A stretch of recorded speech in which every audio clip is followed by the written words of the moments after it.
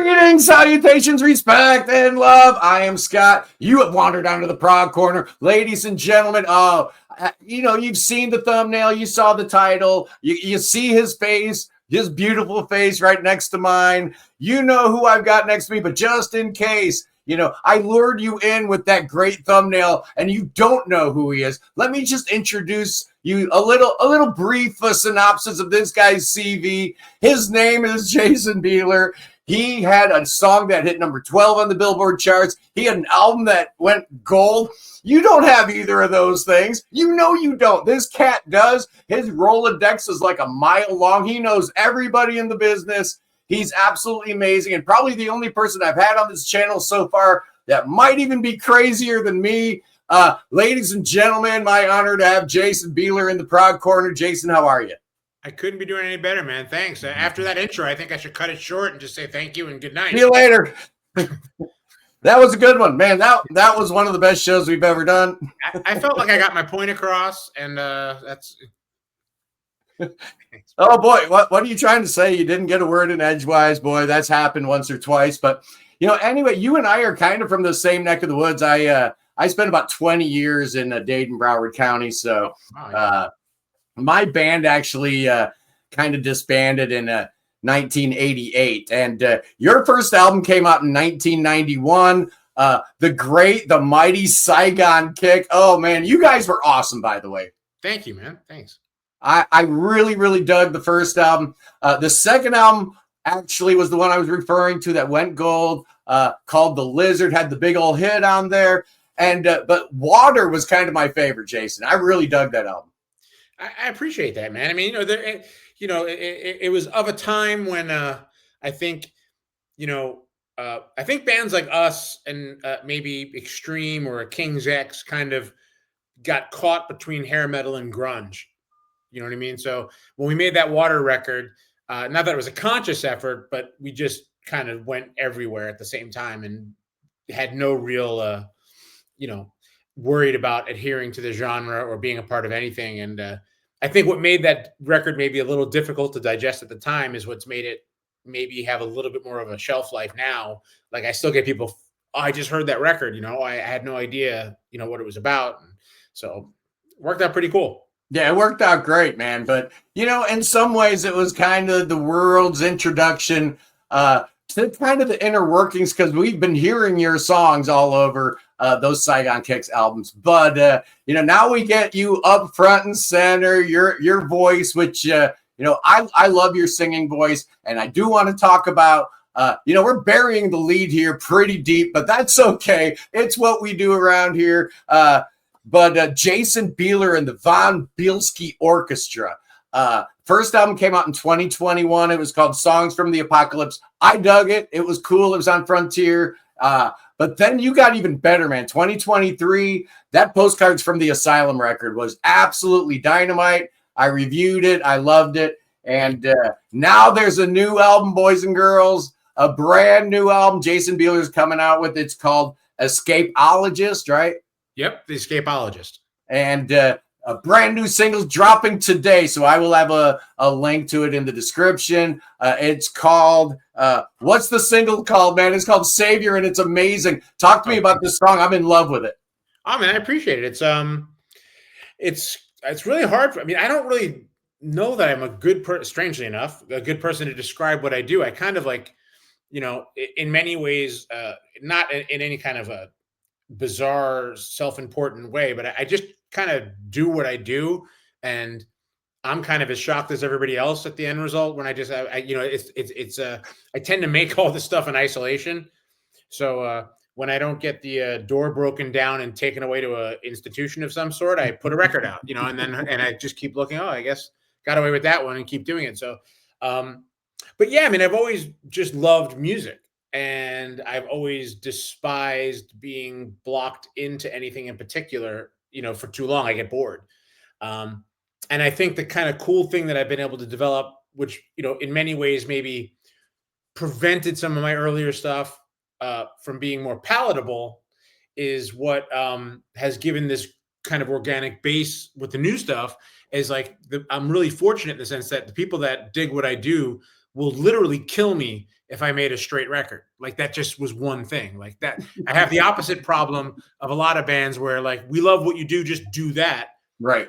Everyone's like, wait a minute, there was nothing in Bizarre Time Signatures. Wait a minute, you didn't do anything jazzy. You didn't do it. So I'm kind of reminded of the fact that I'm really fortunate that I can, one of the few people I know that can really get away with doing just about anything I want. And I think that approach, it doesn't even matter what your music really sounds like, but that mind state, I've always said, prog is not a genre. It's a mind state. It's an attitude. It's an intention. If you go in with some preconceived notion of what you're doing, you're automatically not being progressive. But if you just do whatever your muse is telling you to do, whatever your brain, wherever the song wants to go, you know, whether it's in straight 4/4 or, 17/8 time, it doesn't matter, man. It's just staying true to what you do. And this new album definitely feels like a progression, because I think I hinted at it, but I've liked each album a little bit more. And there's been a progression here, and this new one I think is even better than the last one, man. Are there any guests or any differences in terms of musicians and that kind of thing you've got working with this time? I worked with pretty much my core collaborators are Edu Kominato, who's a drummer from Brazil, brilliant drummer, and Andy Blacksugar, who plays with KMFDM. He plays with Blondie. He played with Peter Murphy back in the day. Oh, so that's kind of become this nucleus of guys that are my go-to things. But I got the great fortune of working with Johan Nyman from Evergrey. Played bass on one of the songs. And that's been one of the great joys, is just getting to work with all these different musicians I respect and kind of seeing what they do and how they interpret stuff. And it's been a blast. I mean, I don't think, you get luckier. And like you were talking about the prog thing, I mean, we really are the strangest of bedfellows, because when my first record, the solo, the one you mentioned, Songs for the Apocalypse, came out, all of a sudden I started getting all these really favorable reviews, which I was grateful for, in the prog world. And I was like, prog?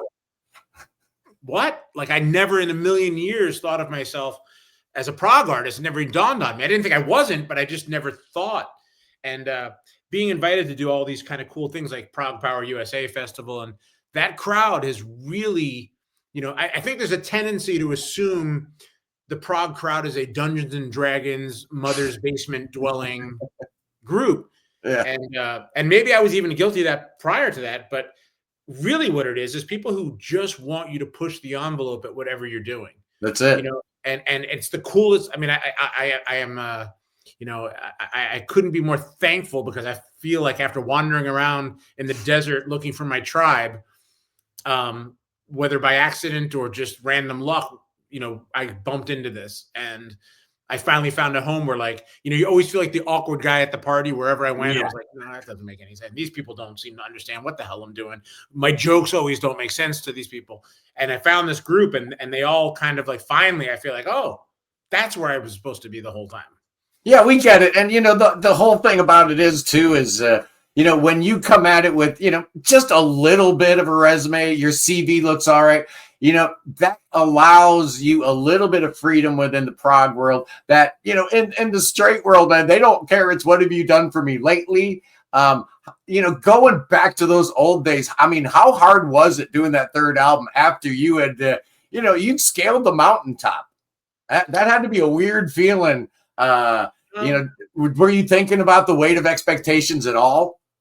I mean, I really look back at it and think about it as we were lucky in the sense that, we'd had this success on the second record to a certain degree, and we went to Stockholm, Sweden to record the record, at least start the process. The singer who was the singer on the last record had left, but we were in the middle of Stockholm, Sweden. Yeah. So, no one, it wasn't like we were in Los Angeles in the middle of all people who cared or were talking. We were in Stockholm. So it just seemed like we were making a record and we were going to do whatever we did. And again, going back to my point on isolation, there was no sense of impending peril, because we were just making a record in a city that I loved and with friends that I knew socially. So it was like, it wasn't until we got back that I was like, oh, wait a minute. We didn't take into it just didn't dawn. It was that again, blissfully ignorant to the fact that, and I should have been thinking about that. And I should have been thinking of, like, whoa, we had some degree of success, and now we're going to be able to top that, or is it going to, and the singer left, and are we going to go, am I going to be accepted? And I don't know. I think this key to whatever success I've had is I'm impervious to being punched in the face repeatedly. I'm like, oh, okay, well, let's do this. Bang. Okay, well, just great. I love making music, and that's where my buzz comes from. Yeah. Obviously, it's great when you have more success at times, but if you stick around long enough, I think everything goes like this. So if you're in it to get recognized in the mall, it can be a pretty brutal existence. Yeah, that's a terrible thing, because you could be in a really great band with a limited amount of success, and some dude with a YouTube channel is probably more recognizable to the average people out there, and there's something really sad about that. So that's why I want to bring on up and coming artists, man. How about that? I love it. Thanks, how cool man. is that? You're an up and a comer, dude. Dude, I'm telling you, by the time I'm 90, 95, I'm gonna have this shit on lock. That's awesome, man. Trust me, I am in jest. This guy here, I mean, whether it was, touring and whatnot, you have your own record label. You're doing a lot of stuff that we don't even know about. But what was it like growing up, right? What were you listening to that kind of made your mind work the way it works? Because I'm telling you, brother, I don't know if your mind works like the average person. God bless you. And I think that's why your music is so amazing, is because you're not thinking like the dude that's bagging my groceries at Kroger. You never know. But I grew up listening to a really weird blend of things. So like my earliest memories are like kind of AM Gold, or like things like The Fifth Dimension. Oh, like, yeah. I loved that stuff as a kid. And then getting Marilyn McCoo, man. So those vocal harmonies just spoke to me as a kid. And then, moving on a little past that, maybe, the great singer-songwriter, Barry Manilow. I'm a massive fan of those, those Neil Sedaka,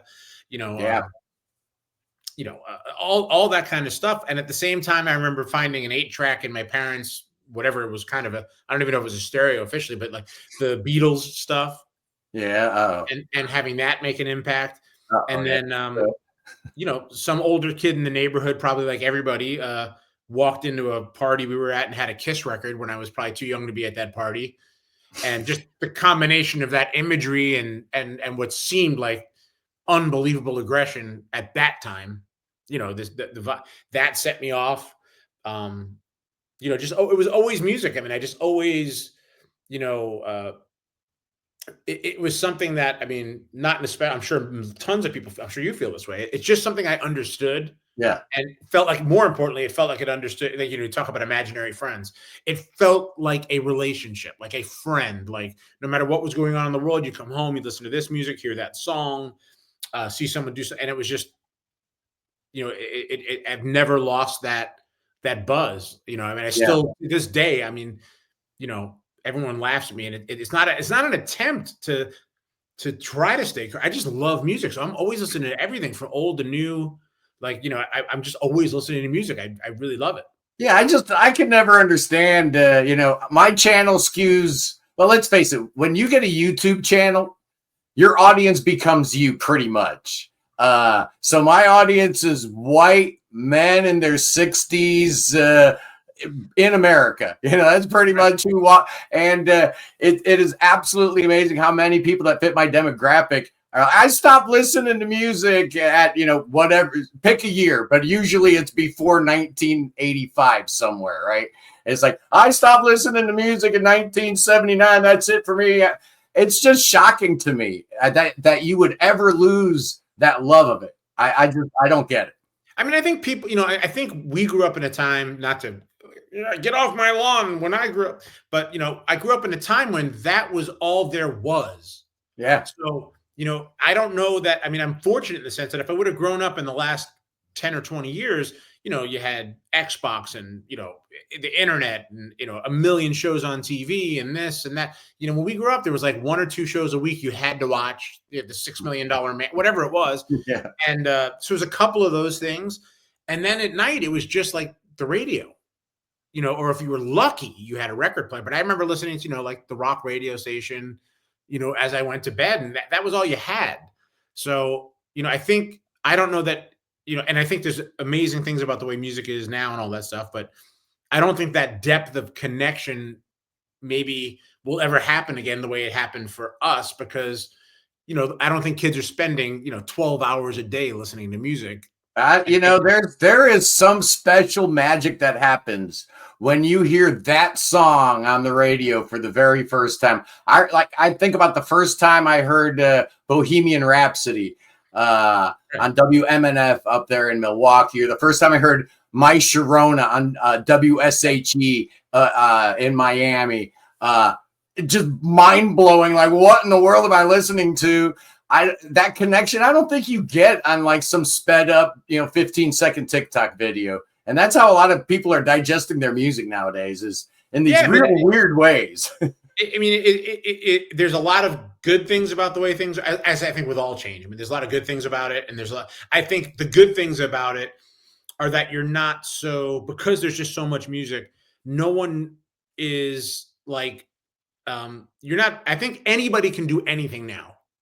Yeah. As to where, in the 80s or 90s, even early 90s, if you weren't wearing flannel, your singer wasn't good looking, and your guitar player couldn't take a shirt off and shred, there was just no home for you. There's just no, but now you could be making rave music in South Korea at 3 a.m. and within 2 days have a massive hit.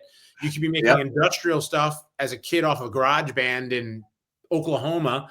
And so, and I don't think people are so invested in the, I'm sure there's always imagery. I mean, and I'm not talking about on the scale of like Taylor Swift or things like that, but I just think people want to hear the music. So I think the music has a bigger chance now than maybe it did in some ways. True, but you bring up Taylor Swift and you think about the changes in the industry then versus now.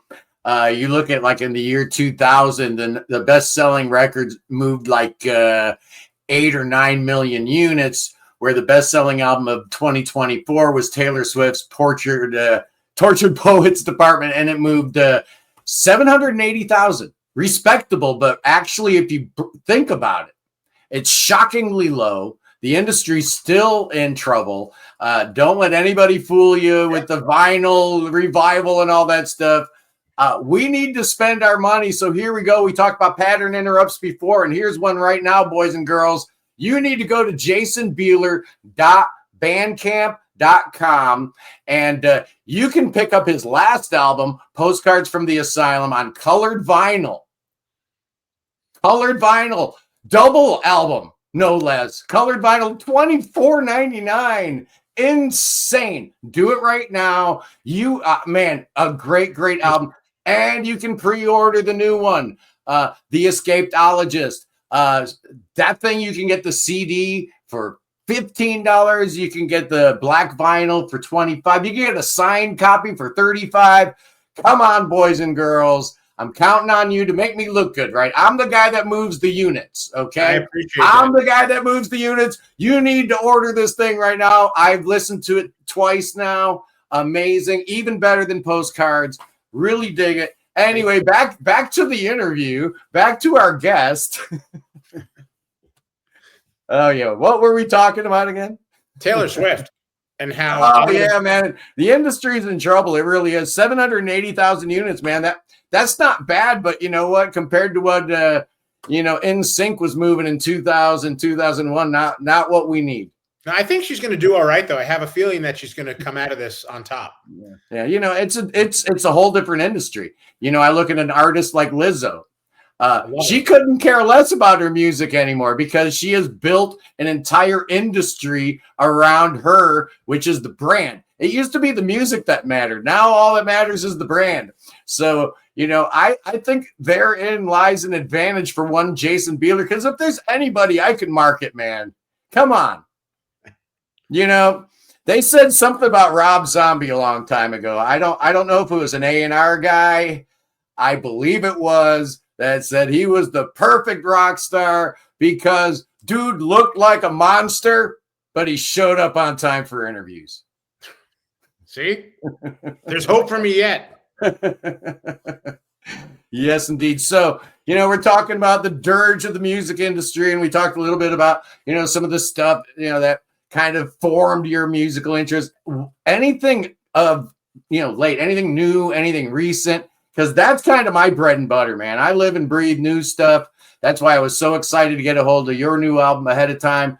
Anything that you've been listening, and I know artists all the time are like, I don't want to poison the well, right? I don't want to listen to too much new stuff. I don't want it influencing me, but come on, man. I love to a ton of new stuff. I think Devin Townsend's new record, Power Nerd, especially this track, I can't even, Ubelia, whatever, that I think is a monster, just one of the best things he's ever done. I love the new Opeth record. I think it's, it's so funny good. Because I feel like such a late to the party guy. Like I'd heard that name forever.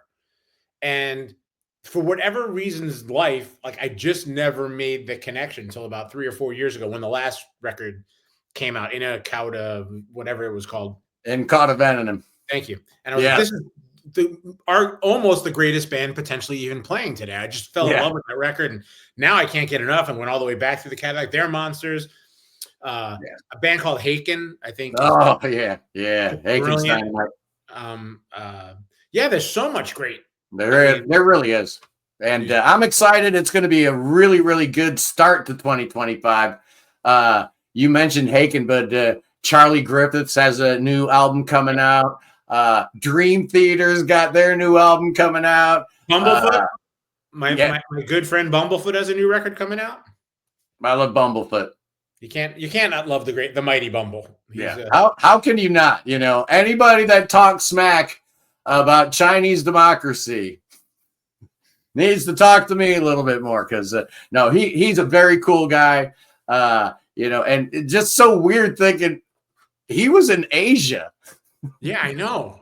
But he's one of the most musical, like just freakishly brilliant musicians I've had the pleasure to come across, in the sense of his like Rolodex of music is, I'm going to go out on a line here and say, deeper than anybody I can think of. Like in terms of, you can literally sit in a dinner with him and go like, the I Love Lucy pilot, they had a key grip and he had written a jingle for a local soap company that never aired. He's like, this. I mean, he just, it's in there. Like, I don't know how his RAM can hold all this music, but no, every now and then you meet a cat like that. It's just, and it's just, it blows your mind. Yeah. There was a dude, I don't know if you know Dave Grohl's old band, Scream. But their old bass player, Skeeter Thompson, man.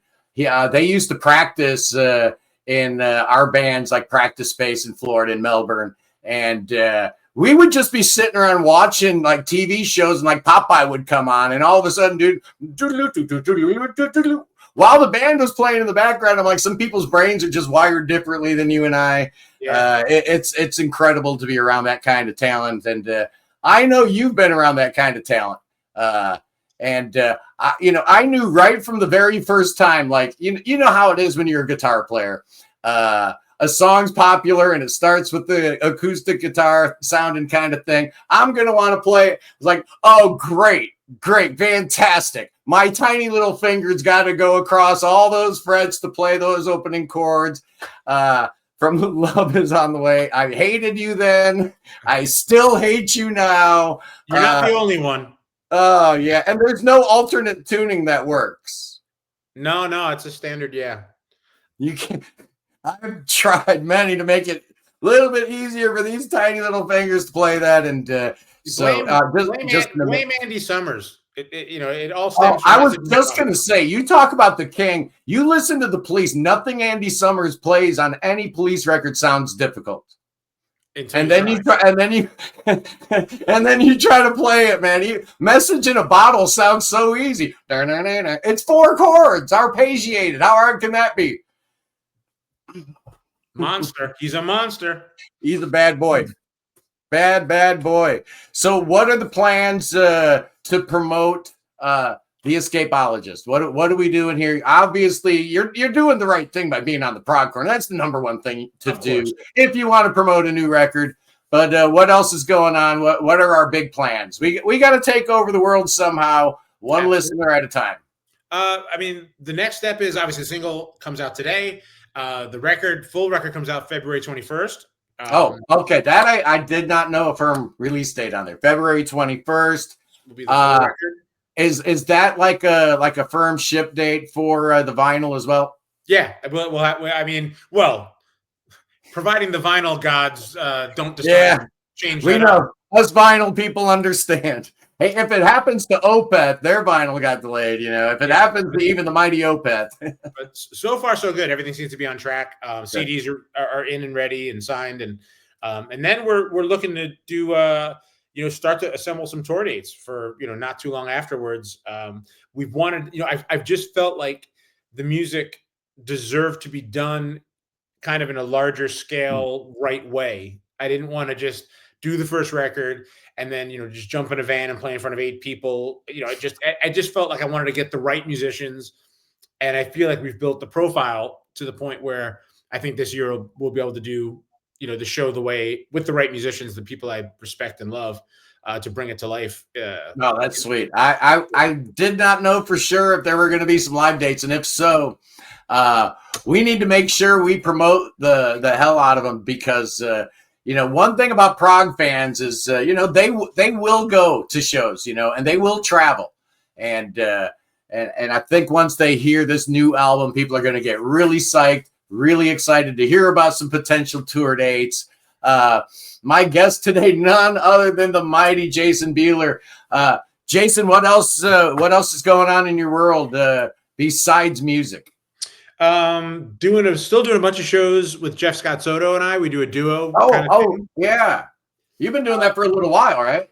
Yeah, it's been a lot of fun. I mean, we're doing the Monsters of Rock cruise, coming out with Queensryche and Tesla and Extreme and all our old buddies in about a month, I think, and doing some more shows like that. And then I'm always writing, always working in the studio. I not to detract from what I'm doing now, but I'm already on, the next record's already starting to be assembled. So yeah, well, this one's been done for a little while. So what else are you going to be doing in the next one? It killed me to hold it back, but I just didn't want to release it like 2 months before the end of the year and have it be, last year's record. You can't do that. You know how it is. I mean, anything that hurts sales in any way. I mean, sales are so hard to get right now that you need to put all the things you can in your corner, everything in your favor. So all you artists out there, don't release a record in December, man. Don't do it. You're killing yourself. It'll never make my top list for the year, ever. I don't care how good your record is. Don't do it. It's bad. It's a rough time. Yeah. But Monsters of Rock with Extreme, which, of course, for those of you that don't know, there's that Extreme connection, right? Pat Badger, Super Transatlantic, American Pie. This guy, man, it's just unbelievable. How many people, I alluded to how deep your Rolodex must be. That's going to be a fun cruise for you, I bet. Yeah, I mean, especially the Extreme guys. I mean, Saigon Kick toured with Extreme in Europe and in the US during for a bunch of time. And so, getting together with, Gary, Pat, and Nuno, it's like these are friends of mine for 30, 35 years. And the cool thing about that is, you're in one spot. So you have time. It's not like you're going to see a show and then, all right, the bus is leaving. We'll see you guys later. It's like you get to sit down and have a dinner and, really catch up. And it's been a real fun thing to be able to do, especially as you start to get a little older. You start to realize, time, I don't feel like I'm at the end of my life by any stretch. I'm still a young man, but you start to be aware that the end zone is not that far away. So you start to appreciate, the ability to spend time with people you respect and like, and actually eliminate the people you don't respect and like. That's the key. I mean, it's got to be crazy. I mean, 33 years ago, you had a song that was, number 12 on the Billboard charts. It's just insane. And I've often wondered, before we go, I said we'd keep this around half hour-ish, but, there's nobody's keeping score here. But, I've often wondered, if you sometimes wondered, would it have been better if that thing never, blew up like that? No, never for a second. I mean, I can. I mean, there's Yeah, nothing that's going to dumb. make nothing's going to make me more aggravated than hearing someone apologizing for having a song that was successful. Yeah. I mean, it's something we all. I don't care. Would it have been nicer if it was a this or a cooler thing, or maybe a different song, or people got the.